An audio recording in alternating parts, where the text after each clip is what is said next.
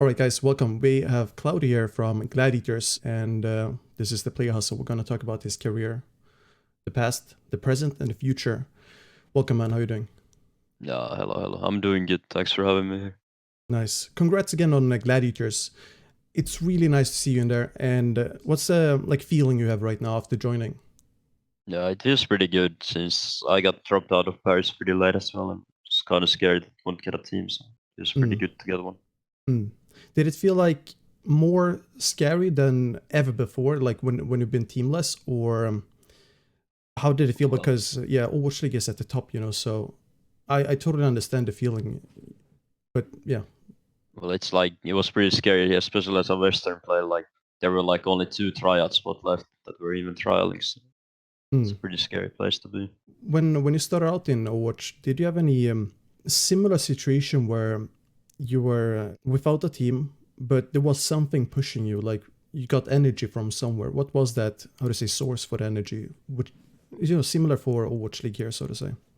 Yeah, well, like I've never been actually teamless. Like 2017, I was in one team. 2018, one team. 2019, one team. So it's like the first time I've ever been teamless. It's like now for like 3 weeks. Mm, mm, mm, mm. It's kind of weird. Yeah, you start out in Ense, then Yeah, Gigantti, Mayhem, yeah, Paris, and now Gladiators. yes, yeah. Which team would you say was the most rewarding personally? Like, which team did you grow the most in as a player? I growed the most in Gigantti for sure. 'Cause we were all like coming from tier 3. Then we Mm, wanted to go tier 2, and we had like Davin and Seita helping us a lot. So I think every single player grew the most in Gigantti mm, that we mm. had. Did it feel like you could transfer skills that you learned in Gigantti over to Paris, for example, or was Paris a completely different team than Tier 2? I mean, Paris was completely different. I mean, kind of like we had more screams in Gigantti than we had in Paris, but it's Mm, like way different to play in Overwatch. Like team and enemy teams is always skewed, and just have to keep focusing. You can transfer skills pretty well. mm, It's just a mm. higher skill gap. Would you say it's in a good way that you have less scrims in Overwatch League because it's more organized, or does it feel like you have more diminished returns the way you scrimmed back in the day, or the same pretty much right now? Yeah, it's like if you play like we played 2 screen blocks in Paris. That's like you keep focusing for 2 blocks. Some players can't like focus entirely if you have 3 blocks a day. I Mm, think like personally, it's better for me if you scream more because I can keep focusing the entire day. It's like player based. Some people in Paris didn't like when we had 3 blocks, and some people liked when we had 2 blocks. mm. I remember, Com- yeah, I remember from back in the day with especially IDDQD. It was like a standard in EU at least to scrim like super much, like 12 hours a day almost. And yeah, I feel like that's where EU really shined, where you have the work ethic, you have the grinder mentality, so to say, and just the work discipline, or like work ethic and discipline, so to say. yeah, for Now, sure. going into Gladiators here, how are you gonna prepare yourself for not only the traveling and everything, but how do you prepare yourself personally, for example, for a match and scrims that you would recommend younger players or smaller players to maybe think about, so to say? Well, going into scrims, you always want to keep focusing. You don't want to fool around and like get a good sleep. Don't play too much rank before scrims, and like before match, just do your normal morning thing. And if you like, I usually listen to some music before match to chill a little bit and just think about what we need to do in every map and stuff.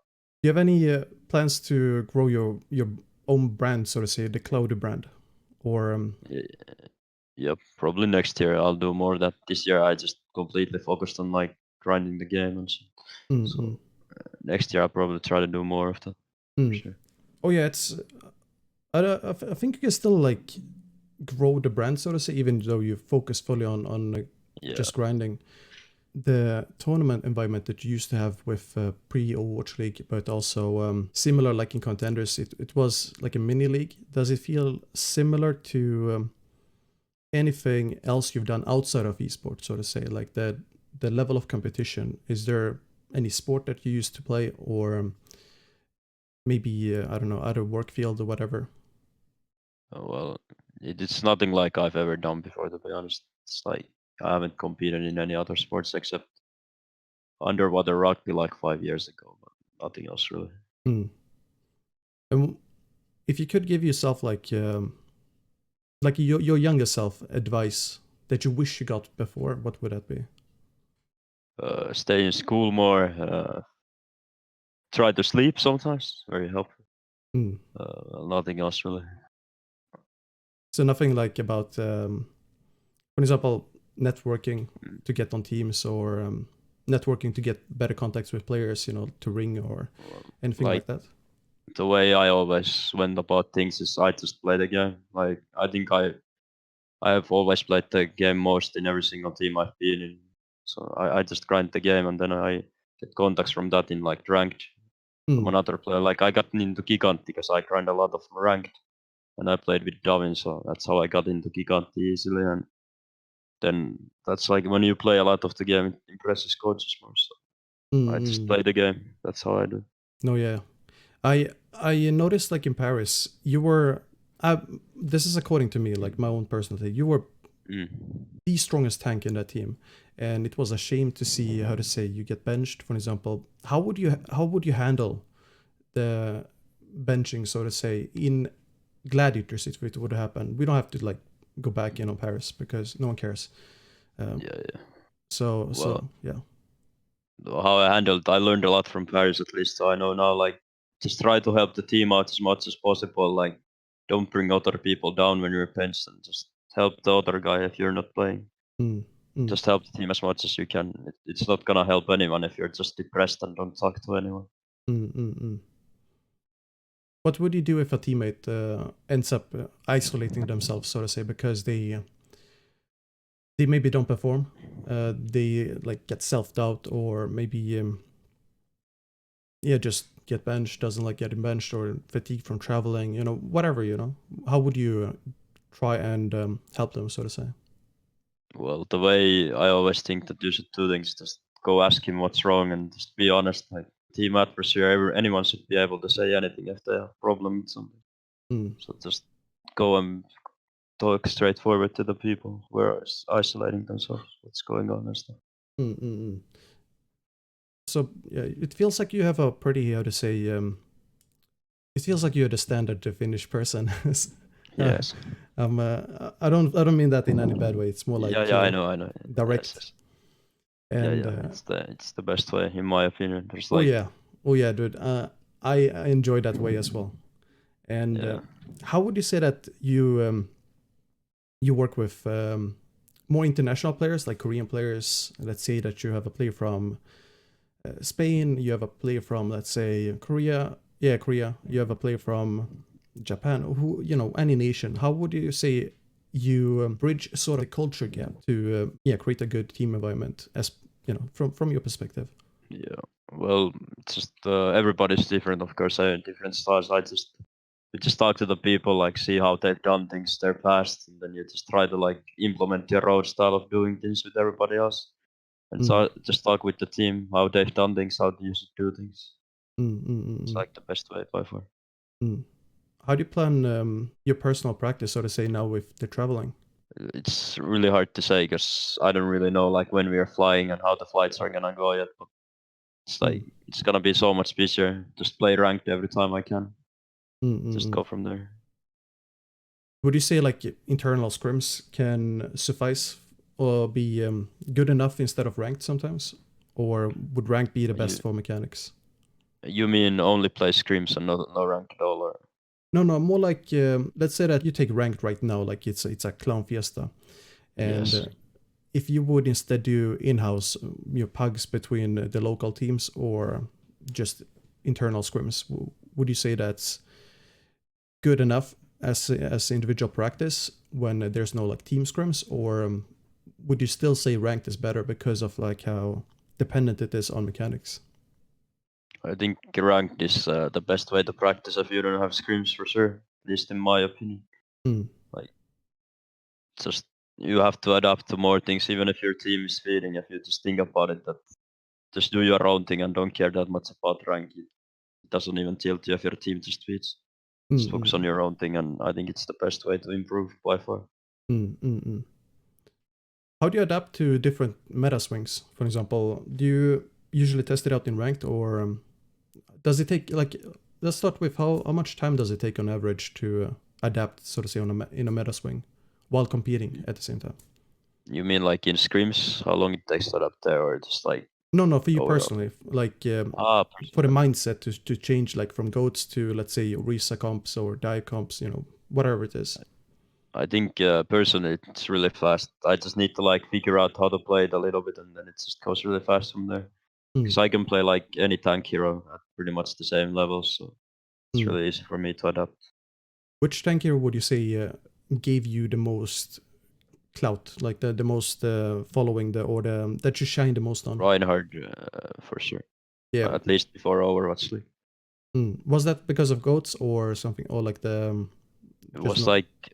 like quad tank meta and coach meta. I was pretty good. Like we almost beat everyone in Gigantti. We just lost to Eagle game.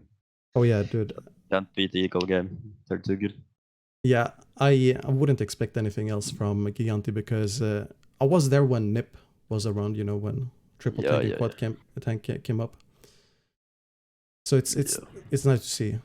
Did you feel any difference in the coaches you had, for example, that you worked with? Do you feel like it's different to get coached now compared to several years back, or how do you usually work with a coach? For example, for someone who hasn't been coached, maybe viewing this, what would you Well, recommend them, so to say, if they're gonna get coached by in a team or something? yeah, well, yeah. If you're gonna get coached and your coach actually knows something, you just usually listen to him, but don't like do everything he says. You need to like use your own play and talk with the coach. Like, you want to do this? Why did you do that? Then he says you should have done this. Why you should have done this because of that? And you say, okay, that makes sense. And then that's like how you work. You just discuss what you did, why you did that move, and then the coach tells you to move. Just discuss with the coaches. It just helps a lot. Mm. Do you feel like you learn anything from theory crafting more than trial by error, or like do you prefer theory crafting when testing out new metas, or just testing in scrims, as it comes? I think you should always make like plans and scrims what you want to do, but it's like theory craft before scrims and then try them in scrims. I think that's the best way. Yeah, like a mix of both. Mm. Yeah, mix of both. Mm. All right, so what would you say is the one advice that you received that you wish you didn't take, or maybe not regret, because regret is, how to say, a waste of time, but what do you feel Yeah. like you wish you didn't, how to say, put that much emphasis on? Well, I wish I didn't put that much emphasis practicing wrecking ball last season. Was not useful. But like a tip or a thing was like I was told that to play way more defensive, and I think my style was correct. And then when I started playing more defenses, we just started to lose more. So Mm. it's How like, Yeah, is it all right to ask how come you had to play more wrecking ball? Because well, was it to counter the goats meta? well, we made the decision in Paris stage one that they want to play Ben, so they just told me play wrecking ball for stage two, and I played wrecking ball like 10 hours a day for not 7, 5 weeks. Mm. So Mm, yeah. mm, mm. And what do you think you would have done with that time if it was spent on, let's say, Reinhardt or Reese or something else? Would it have been a big difference, or? I think it would have made a difference. I would have been way better on other heroes because I was just one tricking Hammer for like 5 weeks. So it Mm, didn't really help. mm. Well, the good side is if you get into that situation again, you can sort of like go with Yeah, your gut feeling about it. yeah, it helps in the future for sure. Mm. Is there anything you are super excited about now with 2020? Like more, 2020. yeah, more than just joining Overwatch League. What's like driving you, so to say, in 2020, like the season? Well, the driving in was a jump in the league to play again and see like the home stands. That's really Mm, exciting. mm, And to winning always drives me a lot. mm. So Do you care much about the, how to say, the crowds at the homestands? I mean, it's really not nice when the crowd is cheering for you. Like in Dallas, the entire stage was like shaking when they were cheering, so it's always really nice. All right. Is there any one last thing that you wish to share about joining Gladiators? Well, just well, not as really much, but I'm just really happy I got the opportunity to join. So it's all good. What's your social media? What's your Twitch, Twitter, YouTube? Do you have Instagram? Well, I have Twitter, LhCloudy.